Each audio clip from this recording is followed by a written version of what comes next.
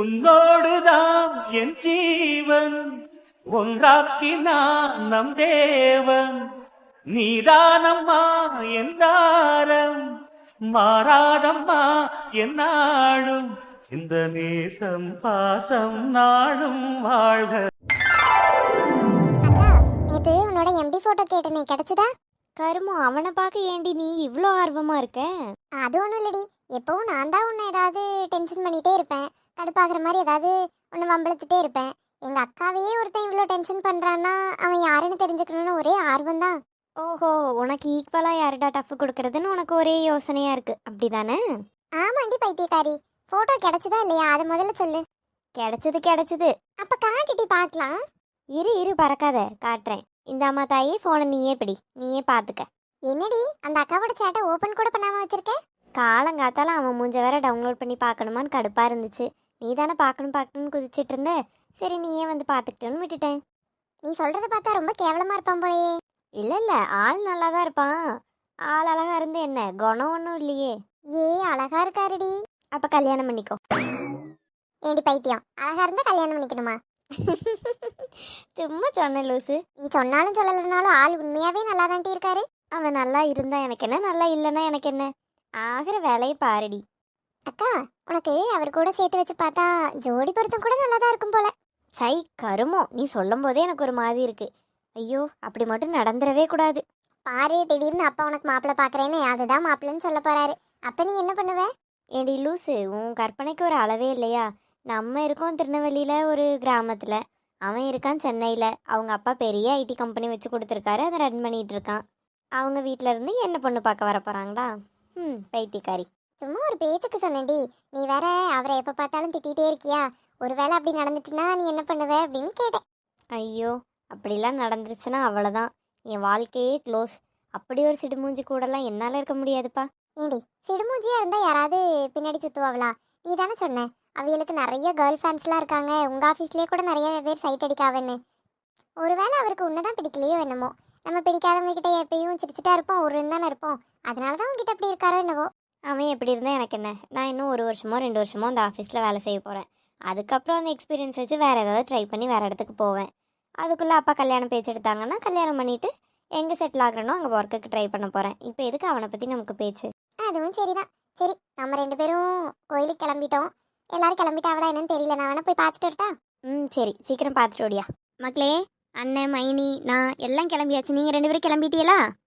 நாங்கெல்லாம் கிளம்பிட்டோமா. ஏ ஆதிரா, என்ன தாவணியெல்லாம் உடுத்திருக்க?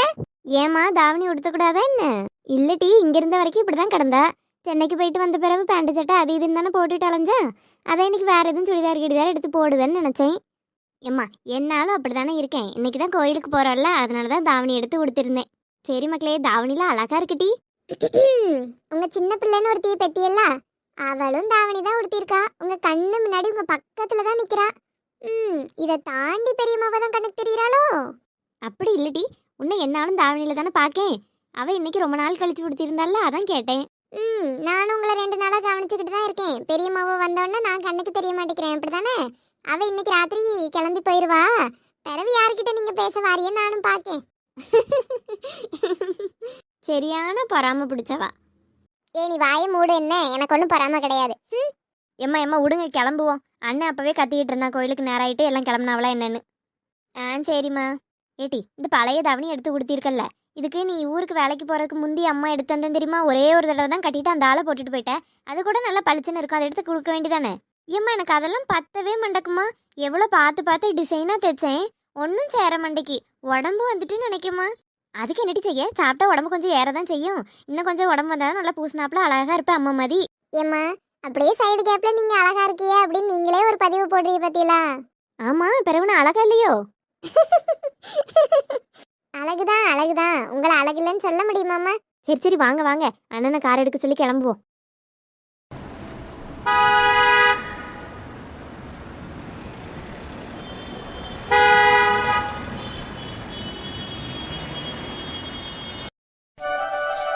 என்ன முருகவேலு, அங்க என்ன பேச்சு உனக்கு? பேசாம வேலையை பாருல. ஆள் இல்லைன்னா கதை தான் நடக்கு, வேலை ஒன்றும் நடந்த பட காணோம். தம்பி மாறா, எப்ப வாங்க. வேலைலாம் எப்படியா போயிட்டு இருக்கு? பரவாயில்லப்பா, ஓரளவுக்கு நல்லா தான் வேலை போயிட்டுருக்கு. உரிச்ச தேங்காவெல்லாம் முருகேசனை வந்து எடுத்துகிட்டு போயிட்டாவப்பா. பிறகு வந்து இளநியெல்லாம் அனுப்ப சொன்னியல்ல, அது ராஜாண்ணே ஆள் அனுப்பி விடுறேன்னு சொன்னாவ. இன்னும் ஒரு அரை மணி நேரத்தில் ஆள் வந்து அதையும் எடுத்துகிட்டு போயிடுவாவ. அப்படி ஐயா, சரி சரி, கவனமா எல்லாத்தையும் பார்த்துக்க என்னையா. சரிப்பா, கணக்கெல்லாம் உங்ககிட்ட பேசிக்கிட சொல்லிட்டேன். உங்களுக்கு ஃபோன் போடுவாவே, அது என்னன்னு பார்த்து பேசிக்கிடுங்க என்ன. சரியா. பிறகு திவாகரன் ஏதோ உங்களுக்கு 2 லட்சம் கொடுக்கணுமாம்ல, அதை வந்து இப்போதான் கொடுத்துட்டு போனாவ. உங்களை பார்த்து கொடுக்கணும்னு வந்தாவலாம். அதான் நீங்கள் வீட்டில் இருக்கீங்க, சரி தம்பி கொடுத்துருங்கன்னு கொடுத்துட்டு போயிருக்காவ.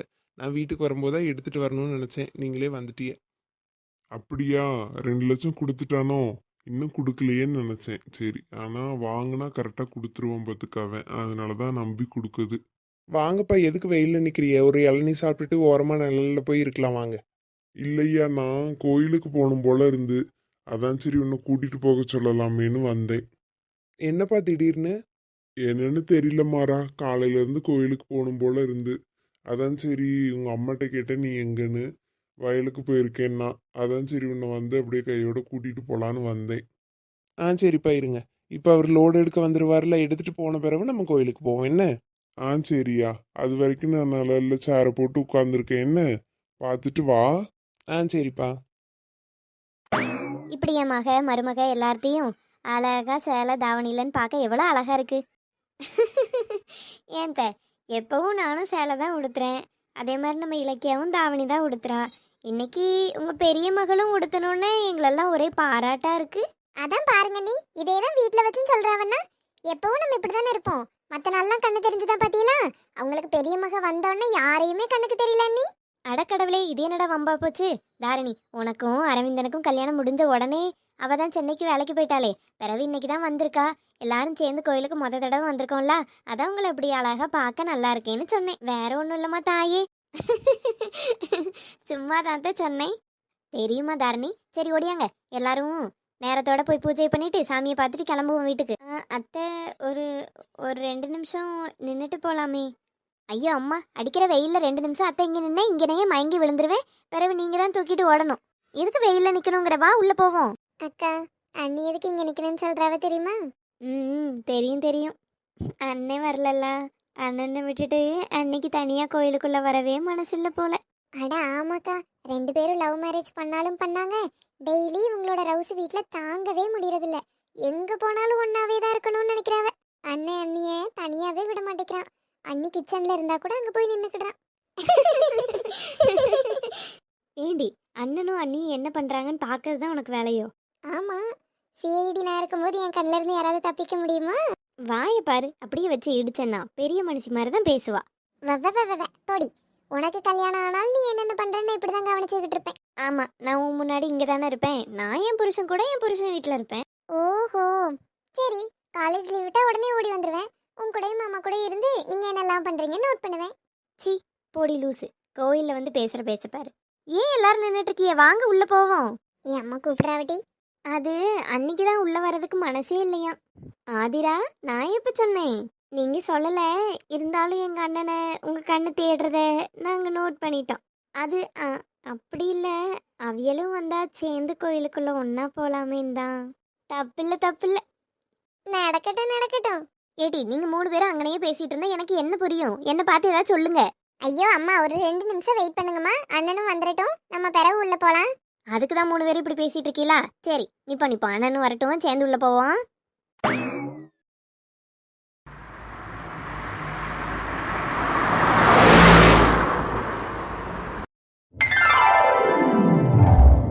வாங்கப்பா, கோயிலுக்குள்ளே போகலாம்.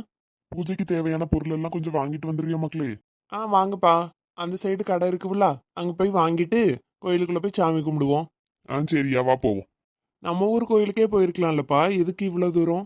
என்னவோ தெரியலமாக்கா, காலையில இருந்து இந்த கோயிலுக்கு தான் போகணும் போல தோணிட்டே இருந்து.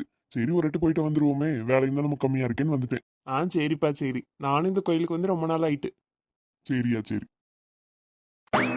ஏன் தரணி, லவ் பண்ணும்போது இந்த கோயிலுக்கு அடிக்கடி வருவோம். இப்ப பாரு, கல்யாணம் பண்ணிட்டு புருஷன் பொண்டாட்டியா வந்திருக்கோம். அதை தான் நானும் கொஞ்ச நேரத்துக்கு முன்னாடி யோசித்தேன். அடிக்கடி எங்கே போகிறதுன்னு தெரியாமல் உன்னை பார்க்கணுன்னா இந்த கோயிலில் தானே மீட் பண்ணிகிட்டு இருந்தோம்.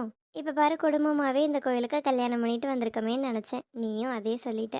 இது ஒரு மாதிரி நல்லா இருக்குல்ல? ஆமாம், லவ் பண்ணது எதுக்கு? கல்யாணம் பண்ணி ஒன்றா வாழணும் தான்.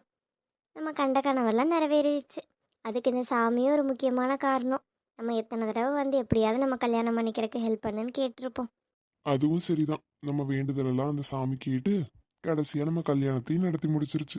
ஆமாண்டா, நம்ம லாஸ்ட் டைம் வரும்போது என் ஃப்ரெண்ட்ஸு உன் ஃப்ரெண்ட்ஸுன்னு எல்லாம் சேர்ந்து எல்லாரும் வந்தோம்ல, ஜாலியாக இருந்துச்சு. அவங்களெல்லாம் பார்த்து ரொம்ப நாள் ஆயிடுச்சு. சரி, உனக்கு எப்பயாவது ஃப்ரீ டைம் இருந்துச்சு அப்படின்னா எல்லார்ட்டையும் கேட்டுப்பாரு. எல்லாரும் ஓகே சொன்னாங்கன்னா நம்ம ஒரு நாள் எங்கேயாவது வெளியே போகலாம். டின்னர் அந்த மாதிரி கூட ஏதாவது பிளான் பண்ணலாம். ஆமாண்டி, கல்யாணம் ஆகுறதுக்கு முன்னாடி அடிக்கடி பசங்க கூட வெளியே சுத்திட்டே தான் இருப்பேன். அதுக்கப்புறம் கல்யாணங்கிற ஒரு பேச்சு எடுக்கும்போது வேலைக்கும் ஜாயின் பண்ணிட்டேன். வேலைக்கும் போயிட்டு இருக்கேன். ஏதாவது சண்டேஸ் கிரிக்கெட் விளையாட போனா பசங்களை பாத்துக்கிறேன். நானாவது அப்படி பாத்துக்கிறேன். நீ அதுவும் இல்லை, வீட்லயே தான் இருக்க. உனக்கும் ரொம்ப போர் அடிக்கும். கண்டிப்பா நீயும் உன் ஃப்ரெண்ட்ஸ்கிட்ட கேளு. நானும் கேட்குறேன். நம்ம வெளியே போயிட்டு வரலாம். சரி, ஓகே மாமா. அதான் அடுத்த வாரம் குலதெய்வ கோயிலில் பொங்கல் வைக்கிறதா சொல்லியிருக்காங்கல்ல. பொங்கல் வச்சு முடித்த பிறகு நம்ம அதுக்கு அடுத்த வாரம் ஏதாவது பிளான் போட்டுக்கலாம். சரிடி அழகி. ஆமாம், அத்தை உன் தங்கச்சிங்கெல்லாம் எங்கே? அவங்கெல்லாம் அந்த சைடு சாமி கும்பிட போயிருக்காங்க. என்னையும் கூப்பிட்டாங்க. நீங்க நின்றுட்டு இருந்தியா? சரி உன்கிட்ட பேசலாம், நீங்க போங்க, நான் பின்னாடி வரேன்னு சொல்லிட்டேன். சரி, அப்போ நம்மளை தேட போகிறாங்க, நம்மளும் போவோமா? போலாமே. சாமி கும்பிட போகலாமான்னு கேட்டேன்.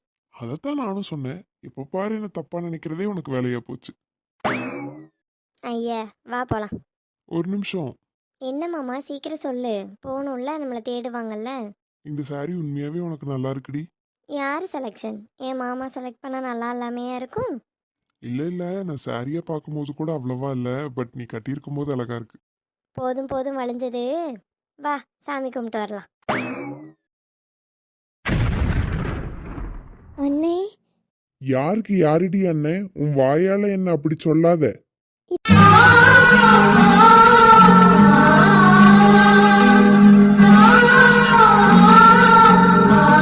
இத்தனை வருஷம் ஆகியும் உனக்கு இன்னும் என் மேலே கோபம் குறையவே இல்லையா அண்ணே?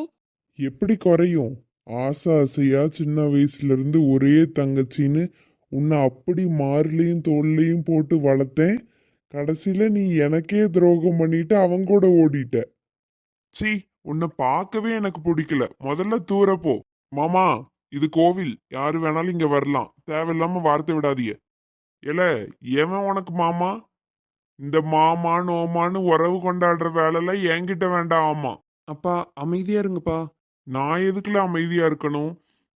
ஓடு காலி கழுத இதே ஊர்ல இருந்துட்டு என் மானத்தை வாங்குறது மட்டும் இல்லாம இத்தனை நாளா இவ மூஞ்சில முழிக்காம இருந்தேன். இன்னைக்கு சை, கோயிலுக்கு ஒரு நல்ல சந்தோஷமா வந்தேன். இவளை பார்த்து எனக்கு கடுப்பு தான் ஆகுது. அண்ணே, நான் பண்ணது தப்பு தான். நான் இல்லைன்னு சொல்லலை. அதுக்காக என் குழந்தைங்க முன்னாடி என்ன இப்படிலாம் சொல்லாதண்ணே. ஏம்மா, நீங்கள் எதுக்கு அந்த ஆள்கிட்ட போய் கெஞ்சிட்டு இருக்கிய? அந்த ஆளு தான் உங்களை தங்கச்சியாவே ஏற்றுக்க மாட்டேன்னு சொல்லியிருக்காருல்ல. பிறகு இத்தனை வருஷம் ஆகி அந்த பகையை மனசில் வச்சுட்டு உங்களை பார்த்தா கூட இப்படி ஏசுறாரு. அவர் அப்படி நமக்கு தேவையில்லம்மா. ஆதிரா, அடித்து பல்லகிலெல்லாம் கழட்டிடுவேன். அவன் என் அண்ணன். அவனுக்கு என்ன திட்டுறக்கு எல்லா உரிமையும் இருக்கு. நீ வாயை மூடிட்டு அமைதியாரு. அக்கா தயவு செய்து அமைதியா இருக்கா கொஞ்சம். ஆதிரா, சொன்னா கேளு. அத்தை திட்டுறாவ போரு. புள்ளைய வளர்த்திருக்க லட்சணத்தை பாரு. உன்ன மாதிரி தானே உன் பிள்ளைகளையும் வளர்த்திருப்ப நீ. எங்கள் அம்மா எங்களை நல்லா தான் வளர்த்துருக்காங்க. எங்களை மதிக்கிறவங்களுக்கு நாங்கள் உயிரை கூட கொடுப்போம். எங்களை மதிக்காதவங்க கிட்ட நாங்கள் பேசணும்னு அவசியம் இல்லை. இத்தனை வருஷமாக தங்கச்சி மேலே உள்ள பாசத்தை தாண்டி உங்களுக்கு வரட்டு கௌரவம் பெருசுன்னா நீங்கள் எங்கள் அம்மா கிட்ட பேசாண்டா. எங்கள் அம்மாவை கஷ்டப்படுத்துகிற மாதிரி இன்னும் ஒரு வார்த்தை உங்கள் வாயிலிருந்து வந்துச்சுன்னா நான் மனசியாக இருக்க மாட்டேன். சீ, பொம்பளை பிள்ளைய எப்படி வளர்த்திருக்கா, எப்படி திமிரா பேசுறா பாரு. நீங்கள் சரியாக பேசினா நானும் சரியாக தான் பேசுவேன். மாமா, என் தாய் மாமா. ஏய், வாயை அடக்குடி. மா, நீங்க அமைதியா இருங்க. தங்கச்சி பேசுறதுல எந்த தப்பும் இல்ல. அவரு உங்களை ரொம்ப ஒரு மாதிரி பேசிட்டு இருக்காரு.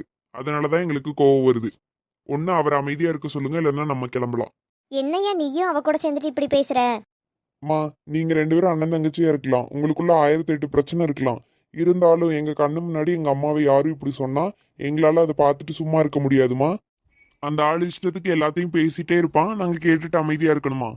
ஏய் ஏய், எங்க அப்பாவை அந்த ஆளு இந்த ஆளுன்னு சொன்னா நடக்கிறதே வேற.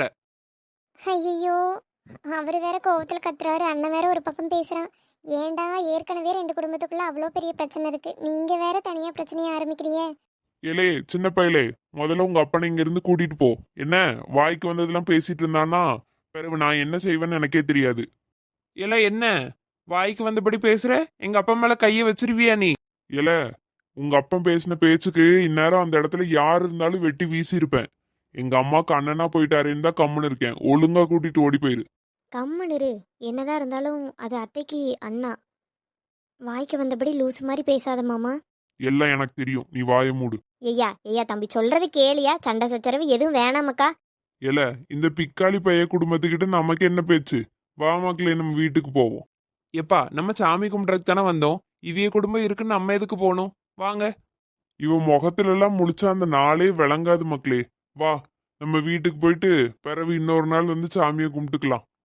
எங்களுக்கும் தான் மாமா, உங்க முகத்துல முழிச்சிருக்கோம்ல, இந்த நாளே விளங்காது.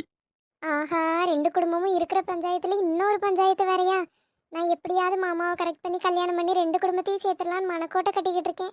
இவனுங்க பண்றதெல்லாம் பார்த்தா அது நடக்காது போலயே. கடவுளே. நாய் குலைச்சா நம்ம திரும்ப குலைக்க கூடாது. வா, நம்ம வீட்டுக்கு போவோம்.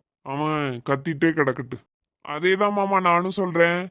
சூரியனை பார்த்து நாய் குலைச்சா சூரியனுக்கு கேடு இல்ல, நாய்க்கு தான். நாங்க தான் சூரியன். நாய் யாருன்னு உங்களுக்கே புரிஞ்சிருக்கும். உன்னை பாத்துக்கிறேன்டா. ஏன்பா இத்தனை வருஷம் கண்ணு தெரியாம இருந்துச்சா? இனிமேதான் பார்க்க போறியா? பாத்துக்க. ஏம்ல இப்படி பண்றிய? என் அண்ணனும் நானும் ஒரே ஊர்ல இருக்கோன்னு தான் பேரு. என்னைக்கும் என் முகத்துல அவன் முழிச்சதே கிடையாது. நான் அந்த இடத்துல இருக்கேன்னா கூட அந்த இடத்துக்கு வரமாட்டான். இன்னைக்கு ஏதோ கடவுள் புண்ணியத்துல எதுக்கு பார்த்துட்டோம். 2 வார்த்தை எப்படியாவது அவனை பேசி சமாதானப்படுத்தலான்னு பார்த்தா எதுக்குல இப்படி சண்டை போட்டு சாவுறிய? ஏம்மா, நீங்க கம்முன்னு இருங்க. உங்களுக்கு ஒண்ணும் தெரியாது. அவர் என்னதான் எங்களுக்கு மாமாவா இருந்தாலும் உங்களை அப்படிலாம் பேசலாமா? எங்க கண்ணு முன்னாடி பேசும்போது எங்களுக்கு எவ்வளவு கஷ்டமா இருக்கு. அவர் உங்க அண்ணங்கிறனாலதான் இப்பயும் விட்டுருக்கேன். இல்லைன்னா இங்க நடக்கிறதே வேற. மக்களே, எப்படியாவது 2 குடும்பமும் சேர்ந்துடணும்னு தானே அம்மா இத்தனை வருஷம் நினச்சிக்கிட்டு இருக்கேன். மேலும் மேலும் சண்டையை வளர்த்துட்டே போனால் நல்லாவாயா இருக்கும். 2 குடும்பமும் சேரும்னு இன்னும் நீங்க நம்பிட்டு இருக்கீங்களா? உங்க அண்ணனுக்கெல்லாம் அந்த இது கொஞ்சம் கூட இல்லம்மா. அந்த நினப்பு உங்களுக்கு இருந்தா உடனே அதை மாத்திக்கிடுங்க. அவரு இருக்கிறத பார்த்தா கண்டிப்பா உங்க கூடலாம் சேரவே மாட்டாரு திரும்ப வந்து. நானும் என்னதாண்டா பண்ணுறது? இத்தனை வருஷம் ஆச்சு. எங்கள் அம்மைக்கும் சரி எங்கள் அண்ணனுக்கும் சரி என் மேலே உள்ள கோபம் மாறவே கிடையாது. நானும் இத்தனை வருஷத்தில் இப்போ மாறிட மாட்டாவளா அப்புறம் மாறிட மாட்டாவளான்னு காத்திருந்து நாள் தான் போகுது. மாறணும்னு நினைக்கிறவிய எப்படினாலும் மாறுவாவ. அவியலுக்கு உண்மையாவே அவிய கௌரவத்தை தாண்டி நீங்க பெருசா இருந்தா என்னைக்கோ பேசியிருப்பாங்க. அவங்க தான் கௌரவம் பெருசுன்னு பாக்குறாங்கல்ல. நீங்க அதெல்லாம் நினைச்சு வருத்தப்படாதீங்கம்மா. வாங்க, நம்ம சாமி கும்பிட்டுட்டு நல்லபடியா வீட்டுக்கு போய் சேருவோம். ஆமாம்மா, நீங்கள் அவரெல்லாம் நினச்சி வருத்தப்படாதீங்க. வாங்க போவோம். ம், சரியா. என் தலையெழுத்து அப்படி இருக்கு. அதுக்கு நான் என்ன செய்ய? இங்கே நடந்ததை மட்டும் அப்பா கிட்ட தயவு செஞ்சு சொல்லிடாதீங்க மக்களே. தெரிஞ்சா ரொம்ப கஷ்டப்படுவாவே. சரிம்மா, அப்பா கிட்ட நாங்க யாரும் சொல்ல மாட்டோம். நீங்க வாங்க, கிளம்புவோம். சரியா.